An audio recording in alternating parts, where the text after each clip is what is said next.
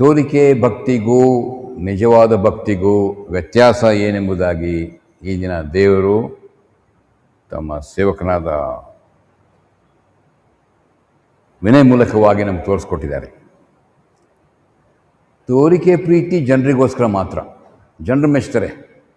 ಎಲ್ಲಿವರೆಗೆ ಜನರು ಮೆಚ್ತಾರೋ first class. ಭಕ್ಸಿಂಗ್ ಅವರು ಒಂದು ಎಕ್ಸಾಂಪಲ್ ಕೊಟ್ಟಿದ್ರು, ಭಾಳ ನಿಮ್ಗೆ ನಾನಂತೂ ಕೇಳಿದ್ದೀನಿ. ಅದು ಆ್ಯಪಲ್ ನೋಡೋದಕ್ಕೆ ಕೆಂಪಾಗೇ ಇರ್ತದೆ, ಚೆನ್ನಾಗೇ ಇರ್ತದೆ, ಎಲ್ಲರೂ ಆಸೆ ಪಡ್ತಾರೆ. ಯಾಕಂದರೆ ಹಳದಿ ಕಲರ್ ಬೇಡ, ರೆಡ್ ಕಲರ್ ಇರಬೇಕು, ವಾಸನೆ ನೋಡಿದ್ರೆ ಚೆನ್ನಾಗಿರಬೇಕು. ಯಾಕಂದರೆ ಕಣ್ಣಿಗೂ ಮೂಗಿಗೂ ನಮ್ಮ ಇಂದ್ರಿಯಗಳಿಗೆಲ್ಲ ಅದು ಅಪೀಲ್ ಆಗಬೇಕು. ಅದು ತೋರಿಕೆ ಪ್ರೀತಿ. ಅದು ತಗೊಂಡ್ಮೇಲೆ ಮನೆಗೆ ಹೋದ ಮೇಲೆ ನೀವು ಕಟ್ ಮಾಡಿ ನೋಡಿದಾಗ ಒಳಗಡೆ ಕೊಳ್ಸಿರ್ತದೆ. ಅವಾಗ ಅಯ್ಯೋ ದೇವರೇ, ಮೋಸ ಹೋಗಿದ್ನಲ್ಲಪ್ಪ ಎಂಬುದಾಗಿ. ಅದೇ ಪರಿಸ್ಥಿತಿ ಇವತ್ತು ಅನೇಕ ವಿಶ್ವಾಸಿಗಳ ಜೀವನವಾಗಿದೆ. ಎಲ್ಲಿವರೆಗೂ ನಾವು ತೋರಿಕೆಗೋಸ್ಕರ ಮಾಡ್ತಾ ಇರ್ತೇವೋ ಜನರು ಸಹ ಮೆಚ್ತಾರೆ. ಓ, ಎಂಥ ಒಳ್ಳೆ ಮನುಷ್ಯನಪ್ಪ, ಎಂಥ ಒಳ್ಳೆ ವ್ಯಕ್ತಿಯಪ್ಪ, ಎಂಥ ಒಳ್ಳೆ ಮಗಳಪ್ಪ ಎಂಬುದಾಗಿ. ದೇವರು ನಮ್ಮನ್ನು ನೋಡುವಾಗ ಹೊರಗಡೆ ನೋಡೋದಿಲ್ಲ, ಹೊರಗಡೆ ನೋಡ್ತಾರೆ. ಆ ಒಂದು ಎಕ್ಸಾಂಪಲ್ ಭಕ್ಸಿಂಗ್ ಅವ್ರು ಕೊಟ್ಟಿದ್ದು ನನಗೆ ನೆನಪಿದೆ, ಅದಕ್ಕೋಸ್ಕರ ನಿಮ್ಗೆ ಹೇಳ್ತೀನಿ. ಅದಕ್ಕೋಸ್ಕರ ಇವತ್ತು ನಾವು ಏನು ಭಕ್ತಿ ಅಥವಾ ನಾವೇನು ನಂಬಿಕೆ ಅಂತ ತಿಳ್ಕೊಂಡಿದ್ದೇವೋ ಅದು ಅಲ್ಲ ಎಂಬುದಾಗಿ ಇವತ್ತು ನಮಗೆ ದೇವರು ವಿನಯ ಮೂಲಕವಾಗಿ ತೋರಿಸ್ಪಡಿಸಿದ್ದಾನೆ. ಹಾಗಾದರೆ ಇಷ್ಟು ದಿವಸ ನಾವು ಮಾಡಿದ್ದೇನಾಗಿದೆ? ತೋರಿಕೆ ಪ್ರೀತಿ ಆಗಿದ್ದೇ ಆದರೆ ಚಿಂತೆ ಇಲ್ಲ. ಕೀರ್ತನೆ ನಾವು ಓದಿದಲ್ಲ 145, ಬಿದ್ದು ಹೋದರೂ ನಮ್ಮ ದೇವರು ಎತ್ತುತ್ತಾನೆ ಎಂಬುದಾಗಿ ಒಂದು ಅವಕಾಶ ಕೊಟ್ಟಿದ್ದಾನೆ. ವಿನಯಣ್ಣವ್ರು ಹೇಳಿದ್ರು, ಬನ್ನಿರಿ ವಾದಿಸುವ ಎಂದು ಯೆಹೋವನು ಅನ್ನುತ್ತಾನೆ, ನಿಮ್ಮ ಪಾಪಗಳನ್ನು ಕಡು ಕೆಂಪಾಗಿದ್ದರೂ ಹಿಮವಾಗಿ ಬಿಳುಪು ಮಾಡುತ್ತೇನೆ, ಕಿರಿಮಂಜಿ ಬಣ್ಣವಾಗಿದ್ದರೂ ಉಣ್ಣೆಂತೆ ಬೆಳಗಾಗುವೆವು. ಯಾವಾಗ ಅಂದರೆ ವಾದ್ಯ ಅಂತ ಹೇಳುವಾಗ ಇಲ್ಲಿ ತಪ್ಪಿಗಸ್ತನು, ಇಲ್ಲಿ ನ್ಯಾಯಾಧೀಶನು, ಇಲ್ಲಿ ಅಡ್ವೊಕೇಟ್, 3 ಜನ ಇರ್ತಾರೆ. ಸಾಕ್ಷಿಯಂದ್ರು ಕೂಡ 3 ಜನ ಇದನ್ನು ಒಡಂಬಡಿಕಾಗಬೇಕಂದ್ರೆ ನಾನಿದೆಲ್ಲ ಮಾಡೋಕ್ಕೆ ರೆಡಿ ಇದ್ದೇನೆ ಎಂಬುದಾಗಿ ದೇವರು ಹೇಳ್ತಿದ್ದಾನೆ. ಯಾವಾಗ ಒಂದು ವಚನ ಮುಂದೆ ಇದೆ ಅಲ್ಲಿ ಏನಂದರೆ, ನೀವು ಒಪ್ಪಿ ವಿಧೇಯರಾದ ದೇಶದ ಮೇಲನ್ನು ಅನುಭವಿಸಿರಿ. ಯಾವಾಗ ನೀವು ವಿಧೇಯರಾದರೆ ದೇವರು, ಈಗ ಸಹೋದರ ಹೇಳ್ದಂಗೆ ಯಾರಿಗೂ ಒತ್ತಾಯ ಮಾಡೋದಿಲ್ಲ ದೇವರು. ಇದು ಹಿಂದಿನ ಕಾಲದಲ್ಲಿ ಭಯಭಕ್ತಿಯಲ್ಲಿ ಇತ್ತು. ಅದು ಏನು ನಾವು ಯೇಸು ಕ್ರಿಸ್ತನ ಬರೋಕ್ಕಿಂತ ಮುಂಚೆ ಅದೊಂಥರ ಭಯಭಕ್ತಿ ಇತ್ತು. ಏನಾದರೂ ಆಗ್ಬಿಟ್ರೆ ನಮಗೆ ಶಾಪ ಬಂದ್ಬಿಡ್ತದೆ ಅಂತ ಭಯ ಇರ್ತದೆ. ಈಗ ನಮಗೆ ಶಾಪ ತಾಪ ಪಾಪ ಯಾವುದೂ ಇಲ್ಲ. ಯಾಕೆ? ಅವೆಲ್ಲವೂ ಕ್ರಿಸ್ತನು ನಮಗೋಸ್ಕರ ಶಿಲ್ಬೆ ಮೇಲೆ ತೆಗೆದುಕೊಂಡು ಅದರ ಮೂಲಕವಾಗಿ ನಮಗೆ ಮಾಡಿದ್ದಾನೆ. ಬಿತ್ತು ಹೋಗಿದ್ದೆ ಆದರೆ ಎದ್ದೇಳೋದಕ್ಕೂ ಸಹ ಒಂದು ಅವಕಾಶ ಕ್ರಿಸ್ತ ನಮಗೋಸ್ಕರ ಕೊಟ್ಟಿದ್ದಾನೆ. ಅದಕ್ಕೋಸ್ಕರ ಇವತ್ತು ದೇವರು ಅವ್ರ ಮೂಲಕವಾಗಿ ನಮಗೇನು ತೋರಿಸೋಣ? ತೋರಿಕೆ ಪ್ರೀತಿ ಸಾಕು, ತೋರಿಕೆ ಭಕ್ತಿ ಸಾಕು. ಎಷ್ಟು ಜನ ಯಾರಿಗೋಸ್ಕರ ಎಷ್ಟಂತೆ ತೋರಿಸ್ತಿದ್ರಿ ನೀವು? ಜನರು ಮೆಚ್ತಾರೆ. ಒಂದೇ ಒಂದು ಮಾತು ಹೇಳಿದ್ರು, ದೇವರು ಸಂತುಷ್ಟನಾಗಿದ್ದಾನ. ಒಂದೇ ಒಂದು ವಚನ ನಿಮಗೆ ತೋರಿಸ್ಬಿಟ್ಟು ಮುಗಿಸ್ತೇನೆ. ಕೊರಿಂಥದವರ ಪತ್ರಿಕೆ, ಮೊದಲನೇ ಪತ್ರಿಕೆ, ಬುಕ್ ಆಫ್ ಕೊರಿಂಥಿಯನ್ಸ್ ಚಾಪ್ಟರ್ 1, ಮೊದಲನೇ ಕೊರಿಂಥದವರ ಪತ್ರಿಕೆ 10ನೇ ಅಧ್ಯಾಯ. Book of Corinthians, first Corinthians chapter 10 verse 1. ದಯವಿಟ್ಟು ಓದ್ರಿ. ಕೊರಿಂಥದವರ ಮೊದಲನೇ ಪತ್ರಿಕೆ 1ನೇ ಅಧ್ಯಾಯ 10ನೇ ವಚನ. ಯಾಕಂದರೆ ಅಲ್ಲಿ ಸಂಕ್ಷಿಪ್ತವಾಗಿ ನೋಡುವಾಗ 5ನೇ ವಚನ ಓದ್ರಿ ದಯಮಾಡಿ. ಯಾರು ಸಿಕ್ಕಿದೆ? ಕೊರಿಂಥದವರ ಮೊದಲನೇ ಪತ್ರಿಕೆ 10ನೇ ಅಧ್ಯಾಯ 5ನೇ ವಚನ. ಯಾರಿಗಾರು ಸಿಕ್ಕಿದೆಯಾ? First Corinthians chapter 10 verse 5.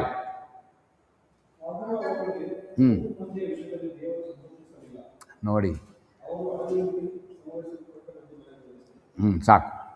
ಇಲ್ಲಿ ಆದರೂ ಅವರೊಳಗೆ ಬಹುಮಂದಿಯ ವಿಷಯದಲ್ಲಿ ದೇವರು ಸಂತೋಷಿಸಲಿಲ್ಲ. ಈ ಬಹುಮಂದಿ ಯಾರೆಂದು ನೋಡುವಾಗ ನಾನು ಈ ವಚನ ಓದ್ಬಿಡ್ತೇನೆ ಮೊದಲಿಂದ. ಸಹೋದರರೇ, ಮುಂದಿನ ಸಂಗತಿಯಲ್ಲಿ ನೀವು ಲಕ್ಷ್ಯವಿಡಬೇಕೆಂದು ನಾನು ಅಪೇಕ್ಷಿಸ್ತೇನೆ. ಅದೇನೆಂದರೆ, ನಿಮ್ಮ ಪಿತೃಗಳೆಲ್ಲರೂ ಮೇಘದ ನೆರಳಿನಲ್ಲಿದ್ದರೂ ಅವರೆಲ್ಲರೂ ಸಮುದ್ರವನ್ನು ದಾಟಿ ಹೋದರು. ಅವರೆಲ್ಲರೂ ಮೋಶೆ ಶಿಷ್ಯರಾಗುವುದಕ್ಕಾಗಿ ಮೇಘದಲ್ಲಿಯೂ ಸಮುದ್ರದಲ್ಲಿಯೂ ದೀಕ್ಷಾಸ್ನಾನವನ್ನು ಹೊಂದಿದರು. ಅವರೆಲ್ಲರೂ ದೈವಿಕವಾದ ಒಂದೇ ಆಹಾರವನ್ನು ತಿಂದರು.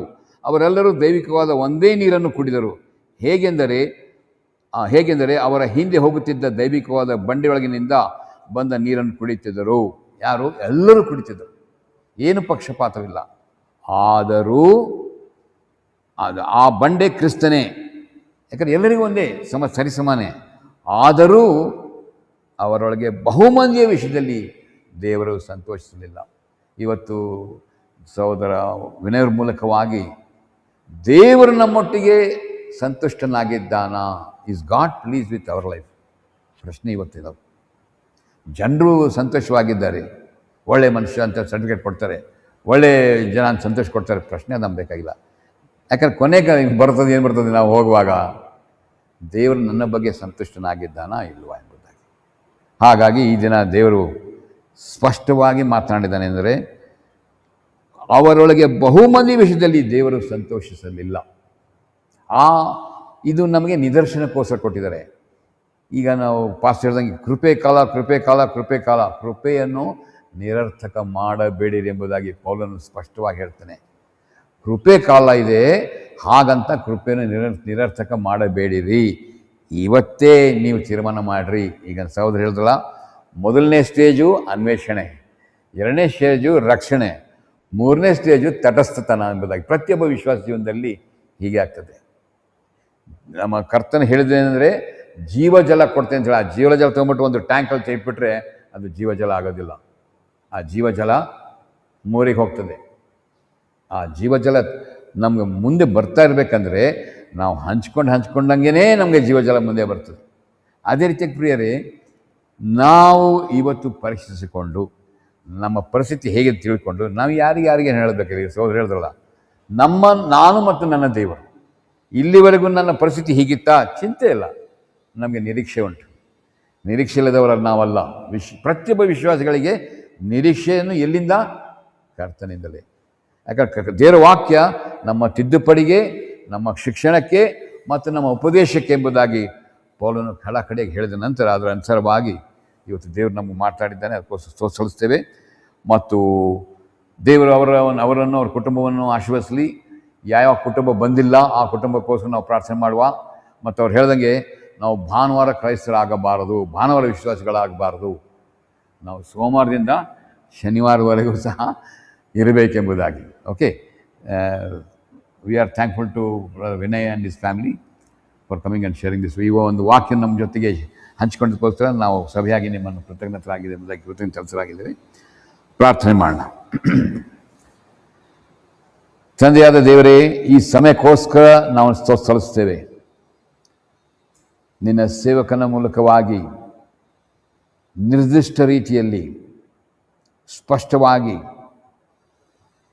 ನಮ್ಮ ಪರಿಸ್ಥಿತಿಯನ್ನು ನಾವು ನೋಡಿಕೊಳ್ಳುವಂತೆ ನಿನ್ನ ವಾಕ್ಯವನ್ನು ಕೊಟ್ಟಿದ್ದಕ್ಕಾಗಿ ಸ್ತೋತ್ರಿಸ್ತೇವೆ.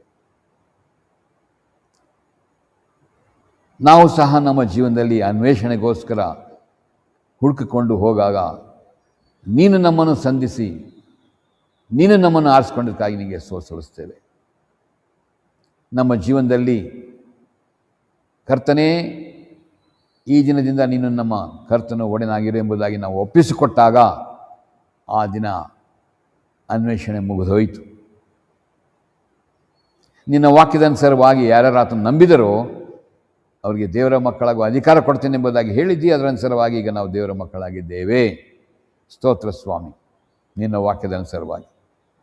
ಅಷ್ಟೇ ಅಲ್ಲ, ರಕ್ಷಣೆ ಹೊಂದಿದ ನಂತರ ಈ ದಿನ ನಾವು ತಟಸ್ಥರಾಗಿದ್ದೇವೋ ಅಥವಾ ಎಚ್ಚರಿಕೆಗೊಂಡು ತಟಸ್ಥತನವನ್ನು ಬಿಟ್ಟು ಶಿಷ್ಯತ್ವ ಕಡೆಗೆ ತಿರುಗಿ ತೀರ್ಮಾನ ಮಾಡಿ ಯಾವ ವಿಷಯದಲ್ಲಿ ನಾವು ವಿಧೇಯರಾಗಿಲ್ಲವೋ ಆ ವಿಷಯದಲ್ಲಿ ನಾವು ವಿಧೇಯರಾಗುವಂತೆ ಮತ್ತು ವಿಧೇಯತ್ವದಿಂದ ಮೂಲಕವಾಗಿಯೇ ಆಶೀರ್ವಾದ ಎಂಬುದಾಗಿ ನಿನ್ನ ಶಿಲ್ಬೆ. ನೀನು ಸಹ ಕರ್ತನೆ ಈ ಲೋಕಕ್ಕೆ ಬಂದಾಗ ಶಿಲ್ಬೆಯ ಮರಣದವರೆಗೂ ನೀನು ವಿಧೇಯನಾಗಿದ್ದಿ. ತಂದೆಯಾದ ದೇವರ ಒಂದೊಂದು ಮಾತಿಗೂ ನೀನು ವಿಧೇಯನಾಗಿದ್ದಿ. ಅದನ್ನು ನೀನು ನಮಗೆ ಕಲಿಸಿಕೊಟ್ಟಕ್ಕಾಗಿ ನಿಮಗೆ ಸ್ತೋತ್ರಿಸ್ತೇವೆ. ಕರ್ತನೆ, ಈ ದಿನ ನಾವು ನಮ್ಮನ್ನು ಪರೀಕ್ಷಿಸಿಕೊಂಡು ಎಲ್ಲಿ ಬಿದ್ದಿದ್ದೇವೋ ಅಲ್ಲಿಂದ ಎಚ್ಚೆತ್ತುಕೊಂಡು ಯಾವ ವಿಷಯದಲ್ಲಿ ನಾವು ಇನ್ನೂ ಜನರ ತೋರಿಕೆಗೋಸ್ಕರ, ಮೆಚ್ಚುಗೆಗೋಸ್ಕರ ಜೀವನ ಮಾಡ್ತಾ ಅದನ್ನು ಬದಲಿಸಿಕೊಂಡು, ದೇವರೇ ನೀನು ನಮ್ಮ ಜೀವನದಲ್ಲಿ ಸಂತುಷ್ಟನಾಗಿದ್ದೀಯೋ, ನೀನು ನಮ್ಮ ಜೀವನದಲ್ಲಿ ಸಂತೋಷಿಸುವೆಯೋ, ಇಲ್ಲದೇ ಆಗಿದ್ದಾದರೆ ಕರ್ತನೆ ನಮ್ಮನ್ನು ನಾವು ಪರಿಸಿಕೊಂಡು ನಮ್ಮನ್ನು ನಿಮ್ಮ ಕೈಗೆ ಒಪ್ಪಿಸ್ತೇವೆ. ಪ್ರತಿಯೊಬ್ಬರು ನಮ್ಮನ್ನು ನಾವು ಕೈಗೊಪ್ಪಿಸ್ತೇವೆ ತಂದೆ ದೇವರೇ. ಯಾರ್ಯಾರು ಈ ದಿನ ಬರಲಿಕ್ಕಾಗಲಿಲ್ಲವೋ ಅವರನ್ನು ನಾನು ಕೈಗೊಪ್ಪಿಸ್ತೇವೆ ಕರ್ತನೆ. ಯಾವ ಕಾರಣಕ್ಕೋಸ್ಕರ ಬರಲಿಕ್ಕಾಗಲಿಲ್ಲವೋ ಅವರಿಗೋಸ್ಕರ ನಾವು ಪ್ರಾರ್ಥನೆ ಮಾಡೋರಾಗಿದ್ದೇವೆ. ಮತ್ತು ಬಂದಂಥ ಪ್ರಿಯರಿಗೋಸ್ಕರ ನಾವು ಸ್ತೋತ್ರಿಸ್ತೇವೆ ಸ್ವಾಮಿ. ಕುಟುಂಬವಾಗಿಯೂ ಅವರನ್ನು ಆಶೀರ್ವದಿಸು. ನಿನ್ನ ವಾಕ್ಯದ ಮನ್ನಾ ಇದನ್ನು ಕೊಟ್ಟಿದ್ದಕ್ಕಾಗಿ ನಿನಗೆ ಆಶೀರ್ವಾದವನ್ನು ಕೊಡುವಂಥ ದೇವರು ನಿನ್ನಾಗಿ ಸ್ತೋತ್ರಿಸ್ತೇವೆ. ಆಶೀರ್ವಾದ ಮಾಡೋದು ನಿನಗೆ ದೊಡ್ಡ ಕೆಲಸವಲ್ಲ ಸ್ವಾಮಿ, ಅದು ನಿನ್ನ ಗುಣಲಕ್ಷಣ.